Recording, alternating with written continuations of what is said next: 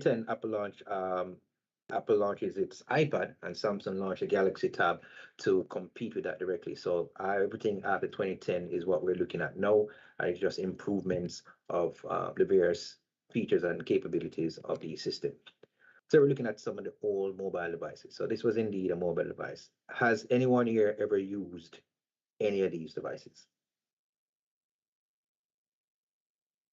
Those look prehistoric to my even thought of conception. Right. So we're looking at the Osborne computers, and some of the other devices are some of the first OLED screen mobile devices. So this was mobility back in the days, and it can, as you can imagine, extremely heavy, um, not and very cumbersome, right? And then we have now the grid pad. So the grid pad used the MS-DOS, right? Microsoft Digital Operating System, and it was coined to be the first tablet. Then we have digital assistants, right? Personal PDAs. Has anyone here used a PDA? So these are a couple of Apple's Newton's PDAs, right? I have glimpsed it in someone's drawer or two, but I've not actually personally used it myself. But these are some of the things that we were using. And then, of course, this is the Toshiba First notebook. It also uses Windows 95. So it's a full-fledged notebook with keyboard, TFT screen, which is similar to the ones with right the type of screen before LCD screens. And a couple of devices still use TFT screens. Um, this was a full-fledged notepad, notebook, whatever you want to call it, back, and it uses Windows 1995. Pocket PC era. So here you're seeing a lot of old brands, Pocket PCs, these are which use their own set of operating systems, specifically Windows, and then Windows created their own tablet PC, which we'll see on to the right. So there was a lot of devices using the Windows OS on their Pocket PC devices, and Microsoft also created their own a little bit after that. Then we got the era of smartphones. Everybody, if not most, are familiar with BlackBerry. They're not as popular now in the phone market, but I think they're making a comeback. And to the right-hand side, you would see the Motorola Droid, which was using the old Android operating system, one of the first and set of Android operating systems that was created by Google at the time. So everything after 2010 is what we're going to discuss now.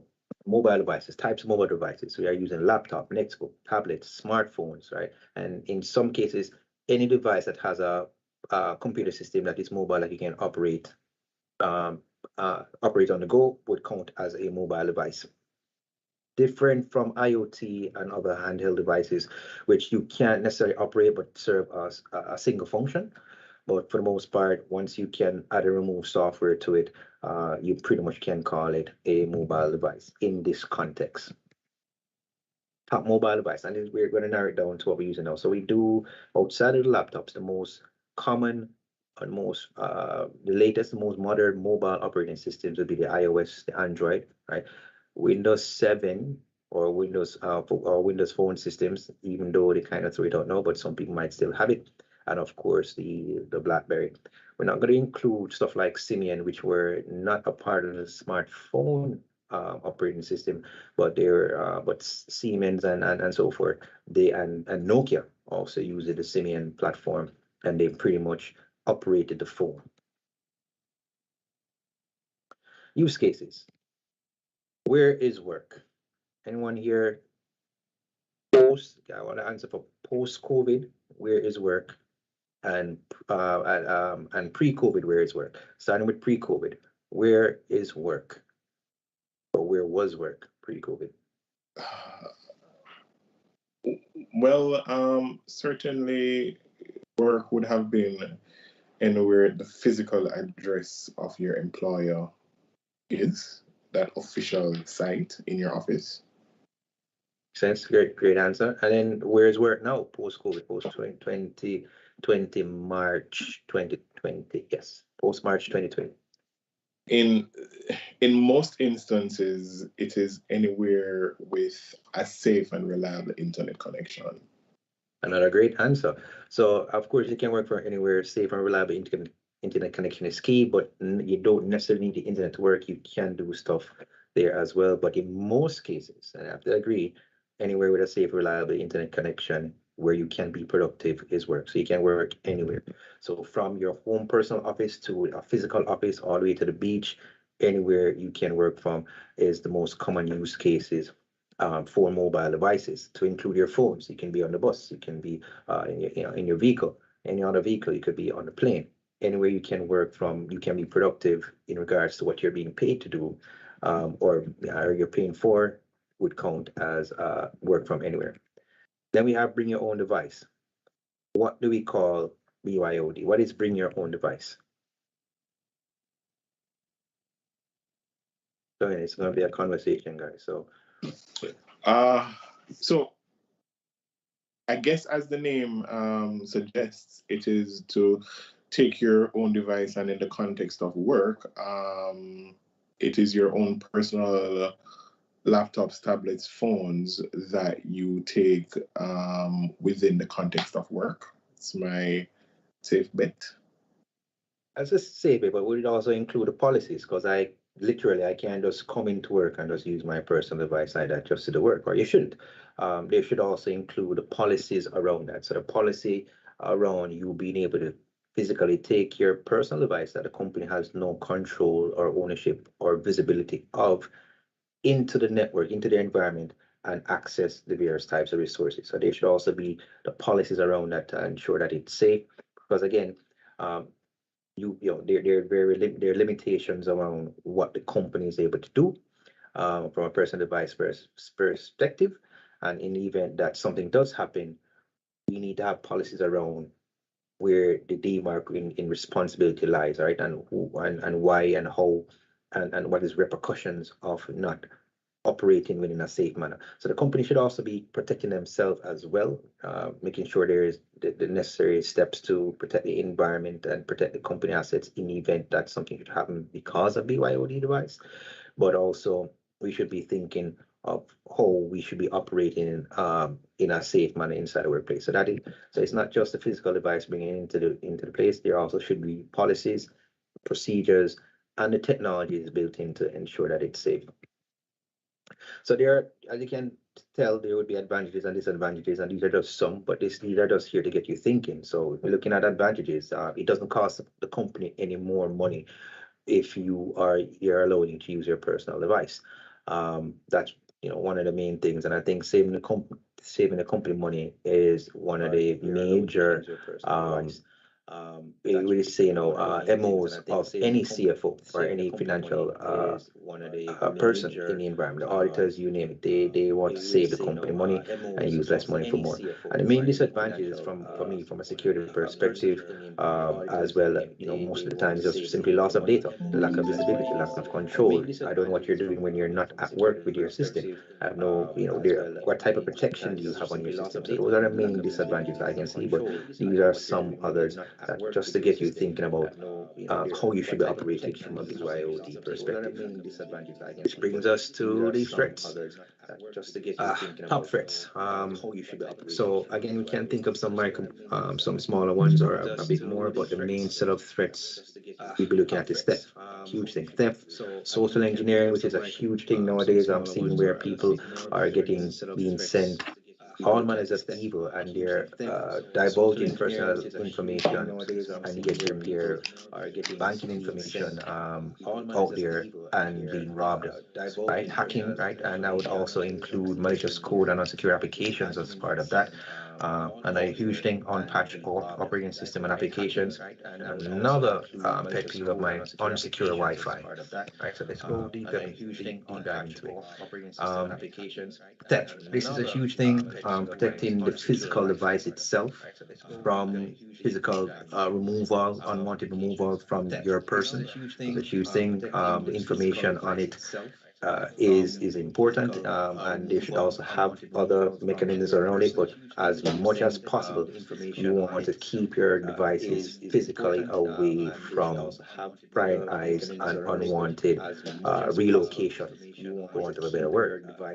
So it could be because they're mobile, they're easy to be removed. You want to, especially if you have your devices in a car, if you're working remotely, or from anywhere. You will, and if you're mobile, you will have these devices put down in your possession or lying around somewhere, and they're easy pickings for anyone with malicious intent. Social engineering. This is one of the things that I've been promoting safety, as in thinking about before you click. So phishing, you're getting malicious emails. Smishing, you're getting malicious messages, which is a huge thing with WhatsApp in recent times. People have been sending all manners of messages for you to click on stuff. Phishing, you're getting persons calling you or voicemails for you to press something or to do something. My last attack that I got personally in a week or so, someone, I saw a WhatsApp verification code come to my phone via SMS, and then someone, good looking female picture in the DP, sent me a message that says, "Hey, I'm apologizing. I sent you a code by mistake. This is an emergency. Could you please send me the code?" And as much as I am more vigilant than most persons, I'm fully aware of what was going on. I am pretty sure a lot of other persons may have clicked on that.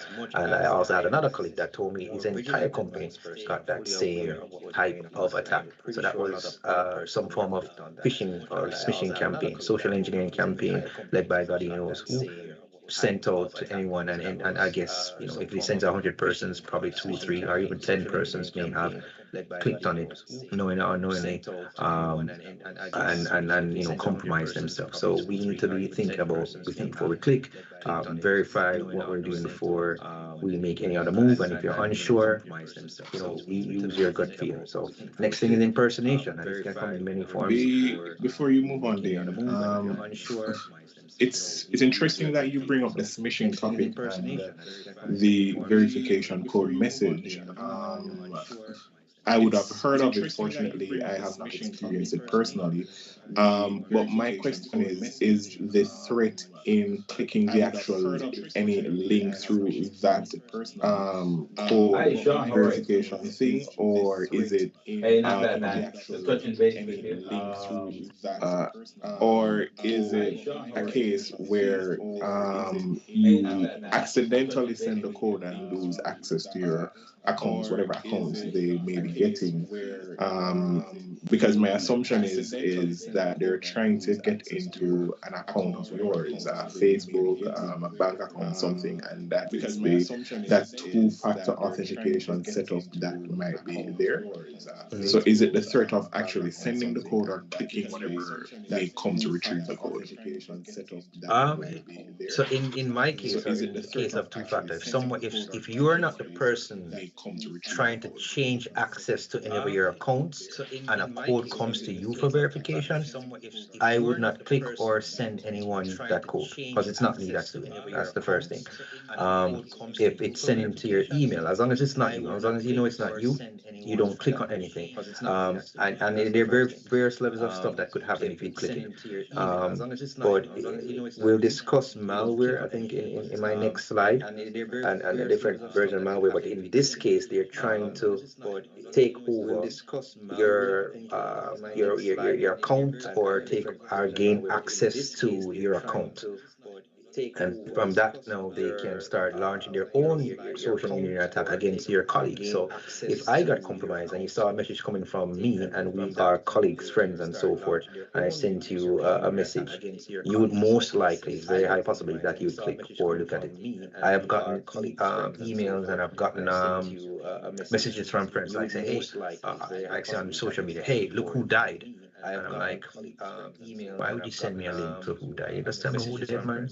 Right? So you have to be thinking. I mean, I'm a lot more vigilant, but depending on what the intention is, and if you're going to do some additional research, you don't click, you don't, if there's any type of change that you did not initiate, call the bank, change the username and password, or enact some additional levels of factors of authentication. Okay, sounds good. Right. Which brings me back to malware and hacking. So some of these links, right, could lead you to directly downloading a Trojan or some form of application that you can't see, because it's not as easy to manipulate or see what's going on your phone without installing additional apps. And unfortunately, these apps, you'd have to give these apps permission manually. So if I get a phone and I'm installing an app that I simply just want a flashlight, or a flashlight that turns my the lights on my phone in different colors, but for some reason the flashlight is asking me for permission to see my contacts and my pictures and my data, my images. That's a no-no for me. You're gonna have to check these things, check what's happening. So these things, the real malware for malicious for mobile devices is the application permissions that you give to it, right? And again, I always tell people computers are not that smart. They can run. They're simply made to run instructions very quickly, but they can't tell the difference between a good instruction from a bad instruction. Once it's an instruction, it makes sense. It is going to, and you tell it to run, it is going to run it. And in the case of operating systems, mobile operating systems for mobile smartphones and devices, they are going to run pretty much any instruction that they get, in this case, applications and malware. Now, if you give it permission, it will then be able to run as much stuff that it wants. So you might not be even checking the network that your phone is connected to and what is passing through that network, unlike with your computer now, your Microsoft or your Apple Macintosh operating system. You can actually check what processes are being run, but on the phones it's not so easy. So you could be sending out data, right? The ones that you didn't necessarily give permissions to send out, that is, to hackers or whoever, which can get information about whatever you're clicking. So you have keypad logging, you can have what you call screen recording. They can also, even though Google is always listening to you, right? You gave Google that permission, but for other devices, it could be recording all your conversations, and that information can be used in other ways. And that's where hacking, malware, and malicious apps come into play.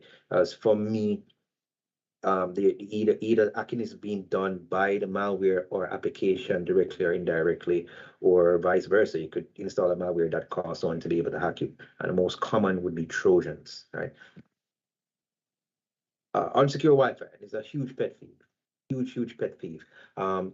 Once you're using, and this goes not only for mobile device, but any device that can connect to a wireless network. How computers work when it comes to wireless, it operates off a set of rules from IEEE that says, hey, once I'm seeing this particular Wi-Fi name and I stored it, I can connect to it. I don't verify if it is the original one that I connected to, as long as it's the same name. So you could have went to a hotel last year and you took another vacation this year, and as long as they're using that same Wi-Fi name, it's going to automatically try to connect back to it. But not only that, even when you're not close to that device, if you're turned on your Wi-Fi and in that open space, someone is just probing the air for who is sending out various levels of SSIDs, rest assured your phone is sending out beacons asking for all the Wi-Fi's that it's known in its database. Every Wi-Fi you've connected to, it will be sending out beacons for that. And if someone is using a Wi-Fi sniffing tool, I'm going to be able to see those beacons, and all I do, go on my computer or go on my Wi-Fi Pineapple, which is a man-in-the-middle Wi-Fi attack device, broadcast a signal that says that the exact same name, and you will automatically try to connect to my device, or automatically try to connect to that Wi-Fi, whether or not you're in that location. So if you're doing something with data, you might notice it, but in most cases, it'll be so quick. I'm gonna first allow you to connect to my Wi-Fi, and I'm gonna also give you access to the internet. So I'm man in the middle. So anything you do, all the banking information, your WhatsApp messages, or any type of message that you're using, I'll be able to see it, right? I'm gonna be able to decrypt it, check on it, store it somewhere, and then send you off to the internet, right? So that's man in the middle, and that goes for all your Wi-Fi. Right, so this is a huge thing for any type of mobile devices, especially in public places, cafes, airports, you name it.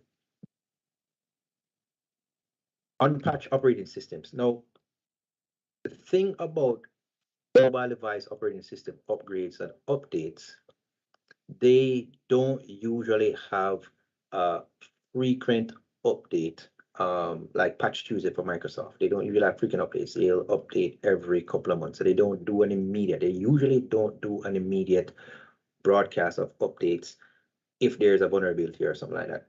Microsoft has forever drowned us in Patch Tuesday, so any thing Microsoft comes out, there's an issue with Microsoft every Tuesday or every week. So every Tuesday they send you an update. But with mobile operating systems, you get it at least once a month, right? I've seen it. Unless it's a super, super, super dangerous issue, you at least get it once a month or every couple of months. But unpatched operating system, unpatched applications, again, they take time to be updated, they get time to be verified and so forth. So this is a huge thing. Again, someone could and people don't necessarily patch their phones as often, even when it's available. Why? Because you lose access and you lose functionality of your also precious phone, and you won't be able to WhatsApp and you won't be able to talk to anyone during that time. Especially if it's a large update, you might spend half an hour to an hour probably twiddling your thumbs, and no one who is a phone junkie wants to be sitting down twiddling their thumbs, waiting on their phone to be patched. I'm fine with that. Not a phone junkie. I have other things to do, right? But unpatched OS is a huge thing.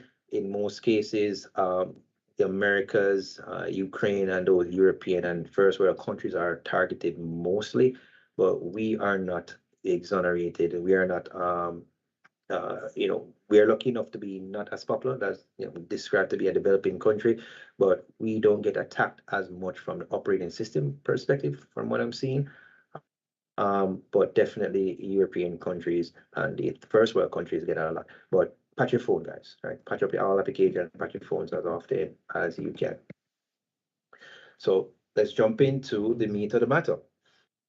Security, securing all the stuff that we discussed. But before we go, can anybody else think of any other forms of threats or risk to mobile security that I may have missed? And again, these are those talking points to get you guys thinking.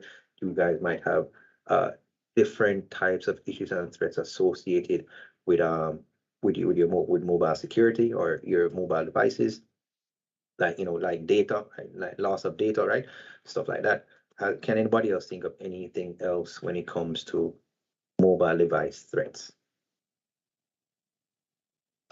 So I've heard quite a bit within the past couple of months that with the right technology, accessing your device's Bluetooth is also a thing. And I guess it's where you can clear that up. Most of us, we have on our Bluetooth on right throughout the day for ease of connectivity. So will that make our devices vulnerable? Bluetooth has always been a vulnerable application, but fortunately for Bluetooth, you have to be right beside you. It's a personal area network, meaning you have to be pretty close to them. And to an extent, social distancing help with that. But but still, Bluetooth can extend beyond 6 feet, and depending on what you're trying to get access to, there has been some limited, I would say, limited amount of security added to it, to the physical waves that you're trying to capture. But Bluetooth, yes, is indeed a threat. But again, there are more hotspots where that can be compromised than others. And I've turned on Bluetooth before, and I accidentally connect to somebody else's car because I was, putting it turn on the car, hands free on the car, and I end up connecting to somebody else's car. So imagine somebody else hearing a conversation with their car on, especially if it's a similar car. They use similar types of Bluetooth keys, right? The default Bluetooth keys as well. So yes, Bluetooth is indeed a vulnerability. Again, depend again on what set of permissions you give it though, because in some cases you can determine what permissions you give that device based on the type of device and if you're using Bluetooth keys. But there are ways to circumvent that as well. Okay. Anything else? That's a good one. Bluetooth is good. Anything else? Anything else you can think of that may have been not been mentioned or personally that you have experienced? Anybody in the audience as well, don't forget those guys. We're talking to them as well.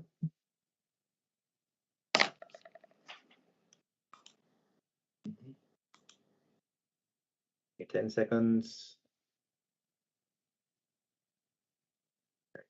So I'm going to jump into the security aspect of it as well. Security. What can I say? The never-ending story. So mobile security. So we're going to talk about the top ways you can protect mobile devices, right? And these are just some, again, talking points. MDM, mobile device management, and this is should be pretty common, but I know it's more common with tablets than for students and tablets. But the MDM pretty much is an application that you install or agent that you install on the tablet or the mobile device, and then it enrolls and it allows the mobile device central server to enroll, as in add them to that system, configure, collect data from it, secure it, right, to an extent, and provide services such as updates and so forth. Then you have network access control. What devices can come to your network? Where can they go? What they can do? And that is significant for against BYOD or significant for BYOD. And then you have MFA, right? Multi-factor authentication, and I do stress multi-factor, not just two-factor authentication when it comes to mobile devices. Antivirus, and I put those in asterisk, and that's pretty difficult to define, pretty difficult to protect, mainly because of the access you have or lack of access you have to the operating system itself. Where more with Windows operating system and even like Windows and Macintosh and Linux operating system, you may get some kernel level or core level access to the operating system because there are rootkits and other malicious applications that can go that deep. However, for copyright and proprietary reasons, companies like Apple, they don't allow you to even look at their operating system. The application is running what they call a sandbox, right? So it is another bubble outside of the operating system. So if something gets compromised, it's not the operating system, but their responsibility is for the protection of the operating system. Your responsibility is for protecting the access to the data on that system, right? So Apple technically is the shop. So that's where we're going to OS updates and patches, which we look into as well. VPNs, and of course, using some common sense. And not so common, but we need to be more vigilant. So the more you learn and read, the more likely you are to be able to see these types of attacks. So mobile device management. For your mobile devices, your tablets and so forth, you want to control what users can do on it as well. Right. So would they be able to access the context? You install stuff on it, yes or no? You want to update the firmware, all that. So you, instead of leaving that to the users, and especially if it's a company's phone, this doesn't count for BYOD. If it's company assets, a company device, I am able to do all these things you're seeing and more. And I like the idea of geofencing, right? This is pretty cool as well, which is another form of validation that we can look into as well. We're going to look into that a little bit later. But you can create profiles, reduce what they can install or not install, what they can see, what they can do, where they can go, how they can access the device, and that limits external applications from being installed that shouldn't, and only be using verified and signed, certificate signed by the manufacturer applications as well. There's also unprecedented application stores. So if you can't find certain third-party applications in the App Store or whichever store, the legal store for the application or the OS is, you will install it or get it from dark web type shopping stores for applications. And that's a no-no because you actually don't know what else. These are not verified. These are not signed. These are not verified by Android or Macintosh or Linux, right? And you install them, you don't know what you're getting. And a lot of times these things include Trojans, and they might have like I think there's WhatsApp Gold, and there's a WhatsApp, a WhatsApp application that can, it can do a lot of crazy stuff WhatsApp, but you can't get that directly from, or you probably would not be able to get that directly from the App Store because it's unsanctioned, right? And it's not signed by Facebook, right, or Meta. right? So you can control all that, which is one of the main weaknesses in mobile application and mobile security. Network access control, and this is especially good for BYOD, network access control. What devices can come onto your network? Where can they go, right? You can go as further as adding some levels of responses and blocking it completely, quarantine it if it needs to be updated, and if it's safe, you allow it. So you can add this to zero trust network access, which I'm going to go into living zero trust overall, but basically Zero Trust is not only authenticating and authorizing the user, but the type of device and the status of that device as well. Status meaning the safety, if it's up to date, if it's if there's antivirus on it, there's no vulnerabilities. There's a list of criteria that you must meet to increase your level of trust inside inside that network, right? So I'm going to have and then that pretty much acts as a bouncer, right? So I'm going to say, okay, username and password, great. What system are you using? Oh, my company uses only Windows 11, so I don't know where you're going with this Windows 7 or Windows 10 system, right? So you automatically get blocked or quarantined. And say, okay, if you're on a domain, you must use a domain device. So that totally obliterates BYOD. If you're a BYOD device, I should only allow you to the internet. Where can you go? What can you do? It's wired, wireless, you name it. Network access control is what can protect both BYOD as well as authenticated devices on the network. Multi-factor authentication is one of my favorite things. So what is authentication? Well, I'm going to turn it over to you guys. What do you think, in the simplest form, in the simplest term, what authentication is?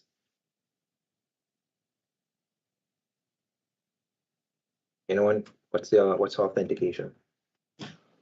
Well, authentication deriving from authorizing, I would say it is just to ensure that the right person is getting access to whatever account that is there, and somebody just placed in the chat essentially an authorizer. So repeat that. That Somebody just placed in the chat authorizer, but I think yes, but I think it is really verifying that you have the authority to enter in within here. That's a little bit of that, but let's put it this way. Let's simplify it. It is the act or the process of validating a claimed identity. How does that sound? Make sense? Validating the act or process of validating a claimed identity. Sounds about right. Right, that's pretty much all it is, and you know, so I because that's where impersonation comes in. I can claim to be you, right? So I have all the you know, I'm good looking. I work. I can show ID that I work for here. I'm dark skinned. I'm about the right height, and I just come in and say, hey, I am John Brown. Right now, that is the claimed identity. Now, the process, the authentication now is a process or the act or the policies or procedure around validating and verifying that I am who I say I am. And these, from a digital perspective, right? We, you know, with if from a physical perspective, if I come in, you can identify me from my face, how I look, so who I am, piece of ID, which is second factor authentication, which is, you know, your passport, your driver's license, who you are. That is some of the most common things. And of course, if your information that you have given to me is actually in the system, right? So that's the act and the process. From a digital perspective, we outside of the username and password, which is something you know or should know, it can be something you have. And in the case of mobile authentication or digital authentication, it's usually a token, some form of token, some form something that you must have. Back in the days in the 17th century and the Middle Ages, you could have a seal. And once you have the seal, the only way you could get that seal is if you get it from someone that's authorized, right? An emblem of some sort. And then there's something you are. And then one of my favorite forms of biometrics is a fingerprint, and it's the lowest form, right? And the least complex. But for most cases, most persons use that. So there's looking at biometrics now, you have fingerprint, palm print, you have iris scan, retina scan, your gait, right? Your gait is the way you walk. And if you're a people watcher, you'll notice how persons walk or move, unless they have some little funny way and outlandish. And that's how your profile they have some weird way of walking. You'll notice the gait of the person in the way they walk. What else? You have DNA. You have facial recognition, right? These are multiple forms. I know the aim of biometrics is to increase the threshold of trust in your identity. And all these things help to increase that. So once you start at zero trust, I don't care if you are who you say you are, I don't trust you. My level of trust is zero. And as you use these additional forms of authentication, your trust level increases. Now, on a scale, let's say we're going to increase our trust level to 10, starting from zero. Quickly, from something username and password, how much points of trust out of 10 would you give your username and password in this day and age? How much points from a scale of 1 to 10? How much points of trust? 6. You really trust people's username and password from a scale of 1 to 10? With understanding. With password with password 1, 2, 3? No, well, no. Right? No. For me, it's 1, 2 max. Something as in the ID and your PIN, are much more easily guessable, and I can't trust everyone to put in follow the best practices when it comes to username and password creation. Let's move with something you have. So scale of 1 to 10 again. So we're leaving username and password at 2, right? 2 max, just to be nice. Something you have. How much level of trust from a scale of 1 to 10 would you give something you have, a token? I'd give that more than the password, so I would have to say around 8. Around 8, right? So that is pretty good, but I'd put it at 6. I personally would put it at 6, just because a more powerful version of authentication is something you are. And I'll put that closer to 8. And I'm saying 8 and not 10 because something you are is not without its flaws, right? It's not perfect, because all biometrics does is use the analog readings from your palm or face or whatever to create a mathematical calculation or mapping that pretty much creates a hash, and that hash is your unique password. And no person's face, no person's palm print, no person's biometric readings are exactly the same. So it will always be off by a certain amount, so it will never be the same. So it has a greater level of trust. So I'm going to keep it at 8. But we're going to move on though to your location, which can also be used as geofencing, geolocation, where you are, where you're allowed to work. If you're not working from anywhere, this can also be used at a level of identification and authentication. So, for example, if you'll notice that the banks would call you if they see a transaction in Germany or somebody else in the world, and they'll call and freeze that transaction because, again, you have the app. The physical device is not in that location. How can you be initiating a transaction where you're not physically located? Right. So these are some stuff that increases the level of trust. So if I geofence, I can't operate outside of this physical geographic location or physical space. You can't carry the computer outside the office. A very good, and it was hella funny. I went to a Target once, and within the Target, there's a perimeter where you can push the trolleys. And I'm there now, so I'm going to push the trolley right through the mall, and I reach pretty much at the external fence of the trolley, and I just buck up, like I hit up into an invisible wall. I nearly flew over because I'm running so fast with the trolley because I'm moving with the stuff. And this thing just buck up out of nowhere, and you can't even pull it back. You just have to leave it there. Take your stuff out and leave it there.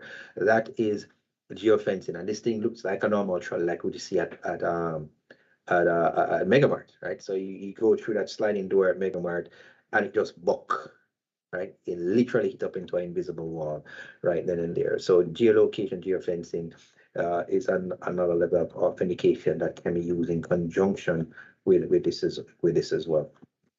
Any questions so far? Multi-factor makes sense to you? This is key because another good thing with mobile devices, a lot of them come with built-in multi-factor authentication and biometrics already, right? So these things you can use, right? So in a lot of cases, BYOD can include you having biometrics on your phone. If you don't have biometrics on your phone, then it won't allow you to use that device. You must have a PIN. You must have a PIN on your phone. It's going to check for all these basic safety mechanisms before I allow you to use BYOD with my personal device. Then without that now, once you've added those now, then I'm going to say, hey, I'm going to use your fingerprint or your iris scan or your facial recognition and your thing as additional levels of authentication. A caveat to that is where are these hashes being stored? If it's on the phone directly or in the cloud and so forth. So people have concerns about that. But in most cases that have not yet proven to be a huge issue, but it's something to think about or to look into as well. Antivirus, and this is another funny thing because again, how much virus protection can you put on the device when you pretty much allow all these applications to run, and the antivirus itself, which is an application, cannot gain access to some of the areas where these malicious files are being executed, right? So it is essentially not as effective for mobile devices as it would be for mobile full-fledged computer operating systems, but it can help.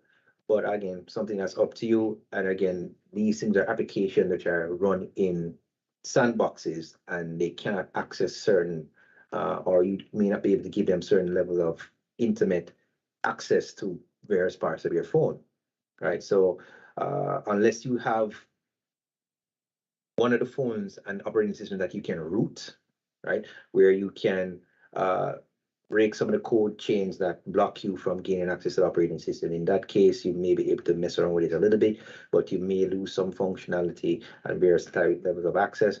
But antivirus, I won't leave it out, but there are some caveats around that. How many persons have antivirus on their Android or iOS devices? Raise a hand. I'm not seeing it, so just let me know if anybody has it. I don't use an antivirus on my iOS device, but I do have one on the Android. There's one on Android, and all right, and how effective have you seen that to be? I've never checked the effectiveness of it. That goes. I've never really checked the effectiveness of it, but persons usually ask why Android and not iOS. For me, it is the preconceived notion that iOS is a little more secure than Android, but I've never really looked into the effectiveness of it. But you just put it on just to feel safe. Yes. No problem, but it's essentially not as effective. If you click on something, you're and it's some form of Trojan or code, it may not be able to identify because it's just so flexible when it comes to Android. And anybody can create a couple of JavaScript instructions, and really and truly, they're not doing anything malicious enough. You're not doing anything directly to destroy your computer. They're doing the same exact instructions that all your legitimate applications are doing, recording your voice, accessing your camera, accessing your files, and they're using that same code, but you simply may or may not have given it permission or intended for it to add to do anything else apart from what you thought you should have been doing. So antivirus again is a little bit of gray area for mobile devices. OS updates. Big question. How often do you update your iOS and your Android device? I as often as the updates are available, I usually have an auto update for a period of time when I'm sleeping, so I would not have the phone. So it auto updates at that time. So I am pretty much up to date with mobile device updates. All right, so in the audience, everybody's confident that all their devices, mobile devices, are up to date, or have you been delaying or pushing back your updates for the past week or so, right? Within, if you haven't updated your mobile device within the last 3 weeks, then it's possible that you may not have been updated. And there was something recent for well, it's from Microsoft, but there's also WhatsApp as well. But keeping your device updated. So who has updated their device within the past 3 weeks? I did mine earlier this week or last week. And again, these things will update. Even if there is a current vulnerability, it does take them some time to send out the updates as well, because they're always putting stuff together and they're going to send updates in a batch, right? So they're going to have a batch of updates to include security updates, and then you have to write all of the user agreement and release notes about it. Good. But the question is again, who has updated their mobile device within the last 3 weeks? Anybody show of hands? Yeah, Dan, I'm trying to come in here. Michael MNS.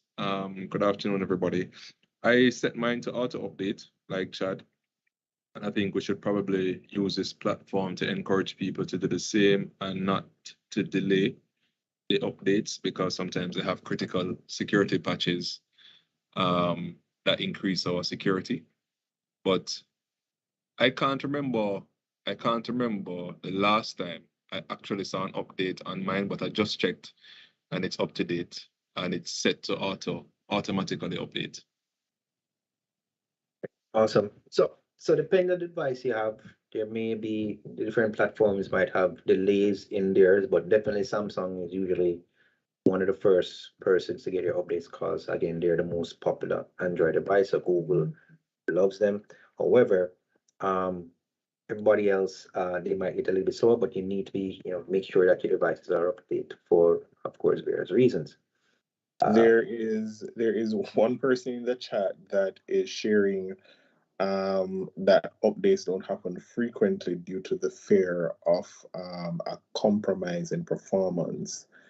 So I guess it is compromise. It is a delay on the security to not compromise the performance, and to some extent, I get that fear. But I guess you can have a little more delve into that. Performance, most can say buy a new phone, so it's either so you either compromise performance and lose your data, your money, your livelihood, right? Because your phone has everything, your Instagram, your WhatsApp, your Facebook, your everything, right? You have everything on it, your pictures, your Google accounts, you name it. Or you upgrade the device and have a slightly slower phone and save to get a new phone. I'm just going to say you have to decide. You have to decide and balance that out. But the risk and the effects of that risk is higher if you don't update your devices as well as the applications as well, to include WhatsApp. WhatsApp has a recent vulnerability. You need to update your WhatsApp. Go there, right? So work it out. Decide what the risks are, or you reduce the risk by removing all of the personal stuff you have from off the phone, so the effects of it actually being compromised and actually it having a great effect on you is also reduced. Right. Most people should be familiar with VPNs, virtual private networks, and this is especially key for unsecure wireless networks, right? So pretty much when you're using, even if you're on yes, so it would also protect you from man in the middle and evil twin Wi-Fi attacks as well. So once you are connected to internet, connected to a network, you establish a secure connection back to a secure point or VPN or a firewall that you know is safe, and you do all of your network transactions through that device, right? That's pretty much because everybody should be familiar with it. But from a mobile standpoint, Using VPNs, especially if you always have data, is key to protect that device from divulging information to malicious actors that you don't want to see your information from. So I'm not going to spend too much time on VPNs, but it's another key thing for it as well. Last but not least, right, and I'm going to ask you guys if there's anything I missed when it comes to security. Again, thinking points, think. Did I make this request? Think before you click. Is there actually a promotion going on? Is the bank really sending me this information? I've seen phishing attacks that look extremely convincing, and I've seen mobile websites. Check the links and all of that. If you're as, I guess, vigilant as me, then I would put the link inside VirusTotal. Copy the link, put it in VirusTotal, check if VirusTotal sees anything wrong with it. Use another device, right, to access it from that it's safer, that has pretty much nothing on it. I used to, on my personal device, I would have probably run some form of VMware player, install a VM on it with Windows 7 or Windows 11 or whatever, and then run stuff from that, right, and make sure it's not a part of my network, connect it to some VPN somewhere so it goes out, right, so it pretty much assess what the behavior of that link is, what it's doing, what it's trying to do. But apart from that, if you don't have the time for that, you don't have a vigilant where that is concerned, think, make the call, ask someone else, check out what's going on, call the Digicel, call the bank, call who we need to call to verify that's going on, and if they are sending out stuff with links. I usually mouse over the links as well to make sure that it's the links are going to where it's supposed to be going or where it should be going, right?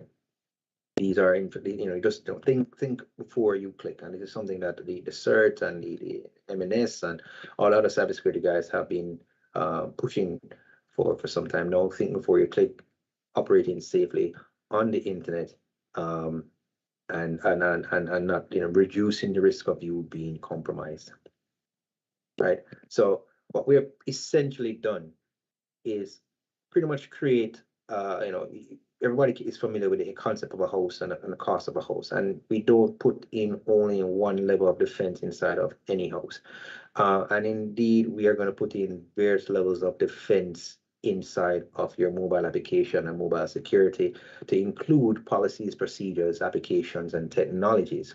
So inside a host you would have the wall, the gate, the door, key, cameras, the guards, personal defense, right, on you, various level of defense, and then from back in from somewhere else, you're able to monitor. So that's where you're going to have different levels of security from a logical standpoint for what matters most to you. So if you imagine this to be your phone, you're going to put policies and procedures as to who, what, when someone can access an application, not even just someone, but where applications can come into play, right? And in most cases, these fall in line with one or more form of security framework, right? So if you're familiar with ISO, there's NIST. These guys have a bunch of use cases and best practices around this and many other types of security, right? And Fortinet, we have or security fabric, right? So we can help you with different forms of mobile and security and network access, a lot of stuff that we discussed earlier. But the whole point is think of different layers of security and different ways you can protect your system. Think again, the logical thing, read. I would recommend you read. Check out CERT, right? They always come up with vulnerabilities and so forth. That is also pretty cool as well. I always see them. But keep abreast of not just what's going on Netflix, unless you find some hacking show on Netflix or something, but also abreast of everything that's going on in the cyberland, right? With that, we're open for any questions, any concerns, anything else I didn't cover that you want us to cover, let me know. Any questions so far, guys? I don't want to go over too much over your time. We're slightly over there already.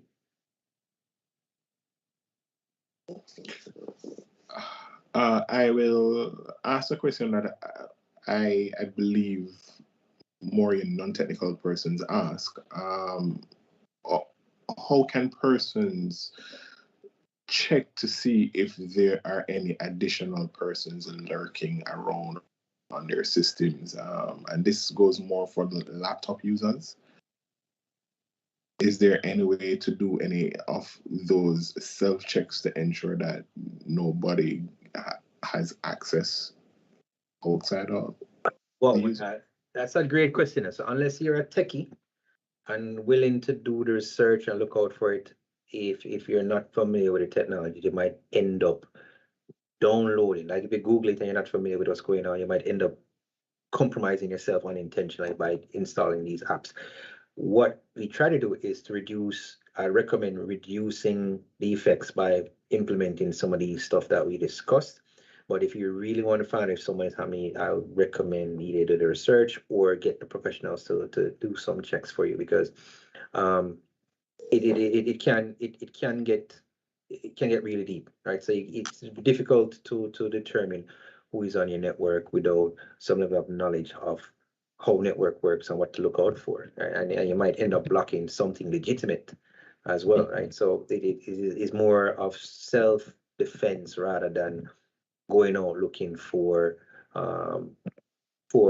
bad guys, right? I would recommend going out looking for bad guys. You have a networking team, you have a security team, or you get some security and network consultation.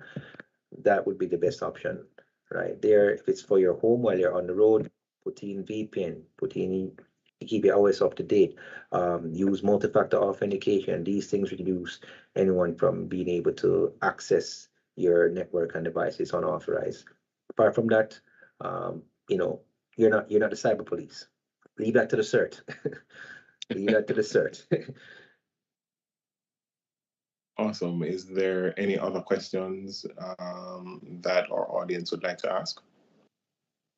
Quick one from me, Gio. I'm not sure if you touched on it any at all, Dean.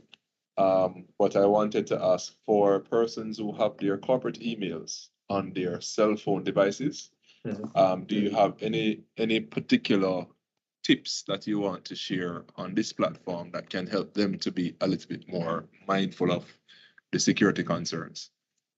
Well, some of them are covered, keeping the OS up to date, multi-factor authentication.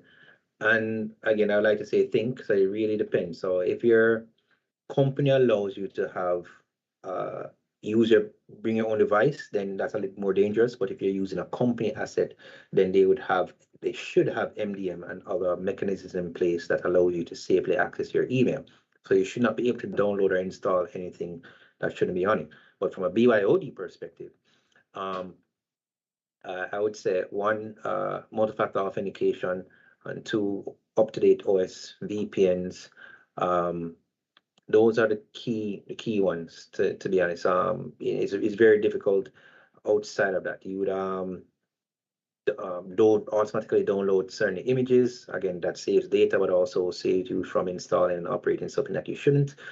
You know, limit what you're doing on your phones if you're doing stuff where corporate information or enterprise access data is being accessed by your device. So that's another limitation to BYOD. But if you're not, if you're vigilant, then you'll be a lot more careful. But from enterprise standpoint, some of the stuff that you can do have covered, and otherwise, you have to just think before you click. Think before you click. Thanks, Dean. And if I may, Giovanni, I'd just like to add to that, where you download files, be careful to delete those. Sometimes it's easier said than done, but sometimes we forget when we download files just to read them on our mobile devices and we leave them. And if we lose the device, that file is gone with the device. So the password protection, the multi-factor authentication, that's very important. And you can do other little things like limiting the number of emails that is synced with your device. Those are little tips that you can use just to limit the risks. I mean, you can always disconnect remotely, but where you download a file, that is a real risk that sometimes we overlook. So just wanted to throw that in. But thank you for your response, Dane. Another one is encryption, like encrypt everything. Yes. encryption. Absolutely. That's a key one that for theft and theft of devices, but I didn't mention it, but that is the key protection from theft, right? So you lose a physical device which can be replaced, but the data is still protected and stored safely from who it should not be being able to be accessed by. So encryption, encrypt the you used to have to do this on BlackBerry when you had a BlackBerry curve and you were don't getting access to the mobile email. You have to put in PIN or pattern plus encrypt everything and all that. So those things come to play as well. I think those are the should usually be by default on the MDMs. Yeah, but yeah, encryption. I think, and just to add to a point of encryption, I think some Samsung devices have an extra layer of encryption that requires a password just before you actually get into the phones themselves. So I normally encourage persons just to toy around the security section of your devices. Anything that you're not sure about, a quick research will help, and see if enabling that, if usually enabling it helps. But then the risk that person need to understand is if you forget that password, what it is that you lose. So that's the flip side that I always say to persons. I was gonna say my make people lock themselves out of the phone because they may come to you to buy back a new phone or fix it. Right. So I normally say that's why I encourage you like speak to a professional before you're doing right. things. I mean, not just research. You even have some background understanding of what's happening and why and what's going on, and then before you move on. If you're still not sure, speak to someone that might know. That's true. Any other questions? I see O'Shane just reminding us to keep the complexity of our passwords, and that's also true. So as Dane said earlier, passwords and 1, 2, 3, 4s will not help. It's still a level 2 for me in the trust matrix, even if it's no matter how complex it is. So you can have the biggest, ugliest password ever, it's still going to be a 2 on the trust scale.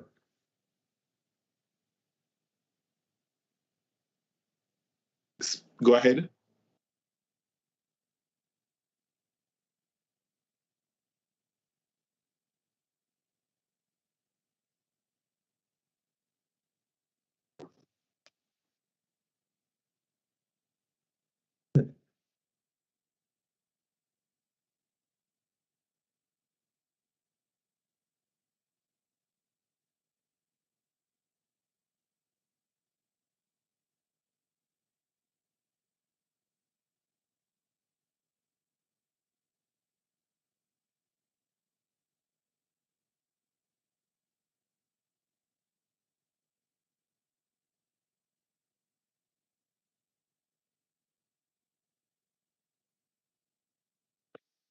Or buy them a banger. I'm going to say give them a banger. They're not going to WhatsApp anybody. They're not going to go on Facebook. They're not going to do banking transactions.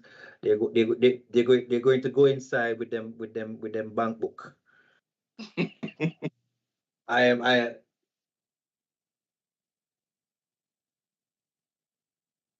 reasons, I guess, why their grandchildren or their children would have them a smartphone so they can do certain things from home. And then we're in a technological advanced society where you want to stay in the comfort of your home. So we don't really want to limit their ability to do certain things, but we too have to educate them as well. no problem. I still say buy them a banger, but go ahead. I have somebody in our chat asking, well, suggesting password managers. What are your views on that, Dane? That is cool in the event that you're going to have multiple password, but it's still a tool for me. Multi-factor authentication. Use it with your thumbprint, facial recognition, something. So the only thing the password manager does is help you, because it's still a single factor of authentication. It's just that you're using one big complex password to store and save all of your other passwords. And you want to have different passwords for different applications. Right. But it's still a tool. still very low down there, because if I do gain access to your password manager, I gain access to all of the passwords for all applications on your phone. So even with the password manager, I'd still use thumbprint or some other biometrics, which is a lot more trusted, to access even the password manager. And even mine, I use biometrics or PIN or something else as a second part of authentication to access these as well. So it's really to manage multiple passwords, but it's still a tool. Still very too low down there when it comes to trust. Awesome, awesome. Do we have any other questions?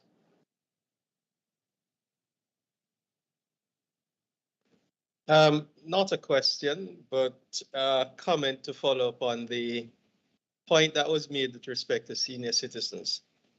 Unlike the Dane, I don't think a banger suffices at all. And you know, you'd be surprised how many of these persons, once you really sort of sit them down and walk them through, they become quite adept at using the smartphone.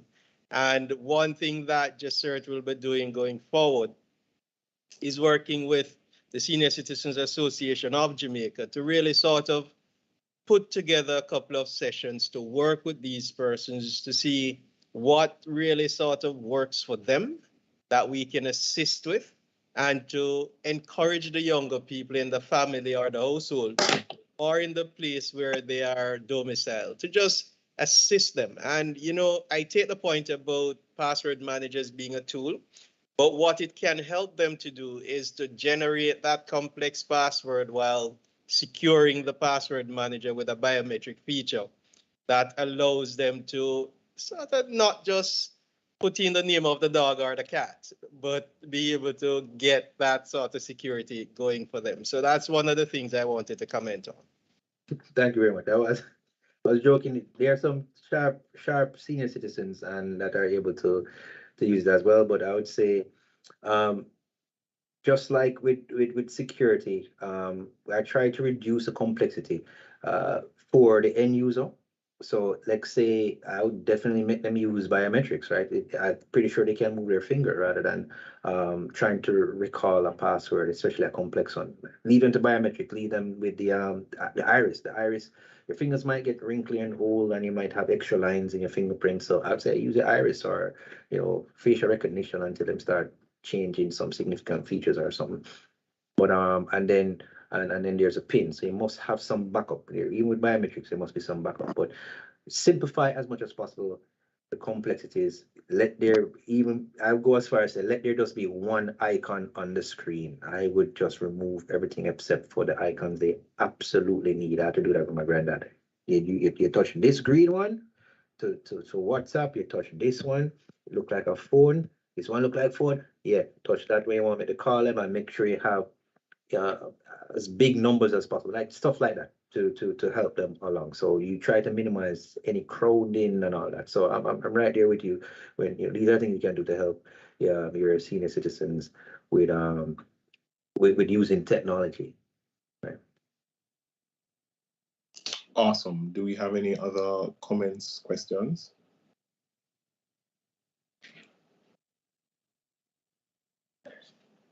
Okay, I'll take the silence as a fruitful session, that everything was extremely clear.